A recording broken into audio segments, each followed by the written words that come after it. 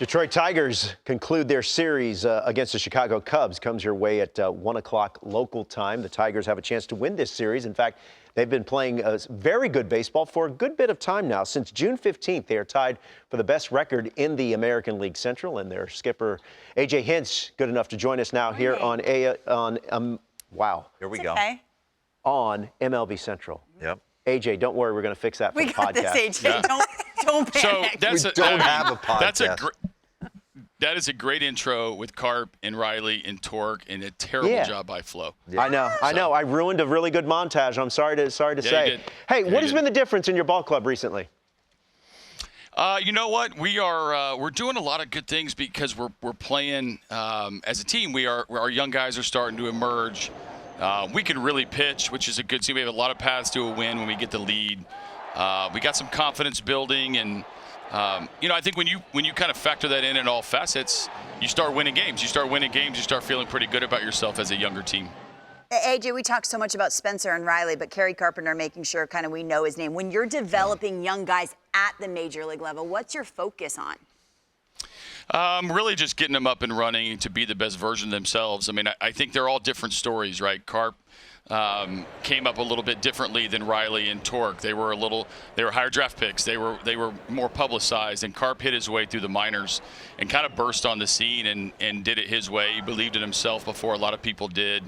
And he comes up here and he gets some pitches to hit. He drives the ball out of the ballpark. He starts moving up in the order, and they're developing a nice little trio in the middle of our order, doing damage. I mean, you go Oppo at Fenway, you go Poolside in Cleveland in a big spot. It just starts to build that kind of we belong here type mentality. And Carp is a perfect example that you can get to the big leagues in different ways.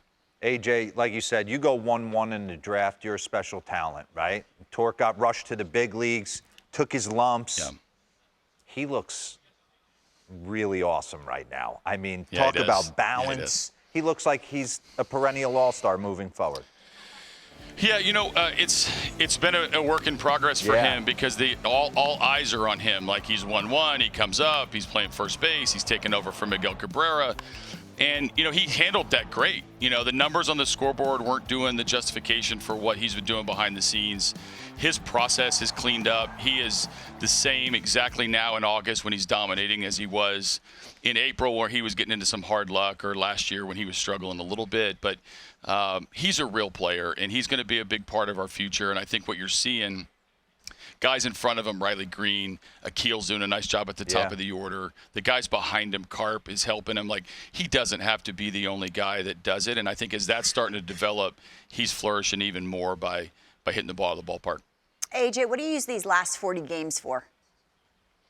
Try to win. I want to go 40-0. Yeah. So I think that's the whole goal. I mean, when you're you're a young team and you're trying to factor in, and we want to play relevant baseball. We want to be competitive late in the season. We got a playoff caliber team across the way today. We got a chance to win a series. We just beat some teams previous to this. We've had a winning record in August. Like, we want to factor in. Like, we don't just want to be a nice story. We want to win the AL Central. And to do that, we've got to play more like what we have in the last month or so, and continue to learn and grow.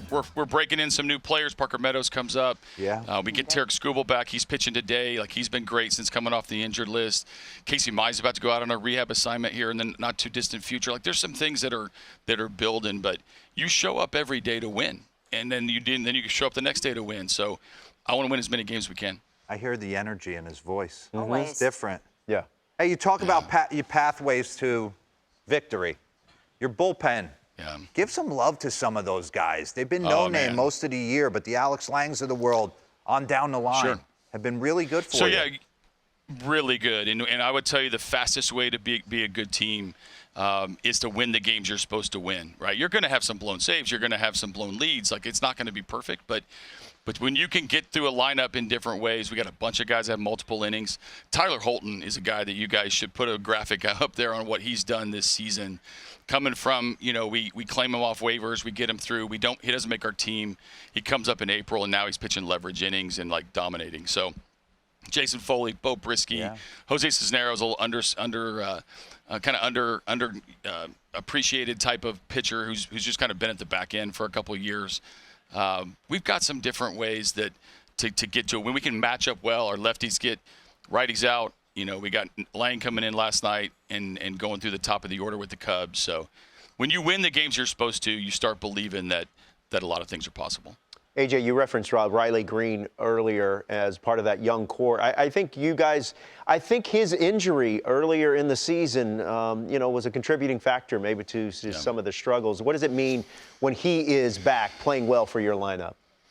Yeah, he's an energy provider. I mean, he's got the it factor. I mean, when he's up to bat, there's a big deal. I pinch hit him last night. I was going to give him a day off, and then you're like, no manager ever gives like a star player a day off. Like you're in there in the big moment. But he's you know, he can carry an offense if he needs to. But like I said about Torque, he doesn't have to be the only guy. But you know, he's moving to the corner with Parker Meadows coming up. I think that's going to help him stay healthy.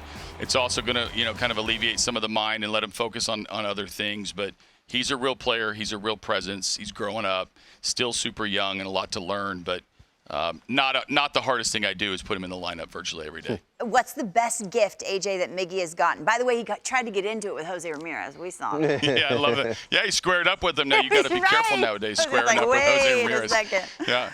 But we have loved this tour. I think a couple things that stand out. Number one, the standing ovation in Fenway. Just that ballpark, that fan base, that moment. They gave him his last at bat. It was really kind of get chills type moment. I love the saddle that he got in Texas. It didn't come with the horse, but he did get the saddle. The Starbucks, I mean, he basically has a lifetime supply of Starbucks from Seattle. My dream. That was a cool gift. That's my dream. Yeah, no, they took care of him there. The guitar is really cool. Like, yeah, it looks nice. I know we keep telling him these paintings that he's getting, like he's getting a ton of donations to his foundation, which is great. The paintings he's getting, I was like, bro, he has a big house, but he can't possibly have a big enough house to hang all of these gifts that he's getting. So we may try to, like, I might steal one from him, put it up in my office, and say, I'll hold it for you, you know, during your retirement tour. Is it like a golden ticket to Starbucks? Because if so, I need it. He can afford it. I need that card, AJ. Yeah, I don't know what exactly his right. I mean, he's Miguel Cabrera. He's going to get a lot of what he wants no matter what. Yeah. But I think, you know, every city has kind of made it personalized. The reception in Miami, 2 weeks ago, was incredible. Obviously, he started his career there. He had a huge home run to start his career.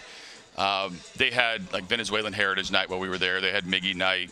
They gave him a standing ovation literally every time he showed his face. So Miami did a really good job of welcoming him home to at least what his original home is, and we will certainly send him off at the end of the year with, you know, the right way. I mean, if we're going to manage a W today, you got to put sustenance in the body. What are you having for breakfast? Yeah.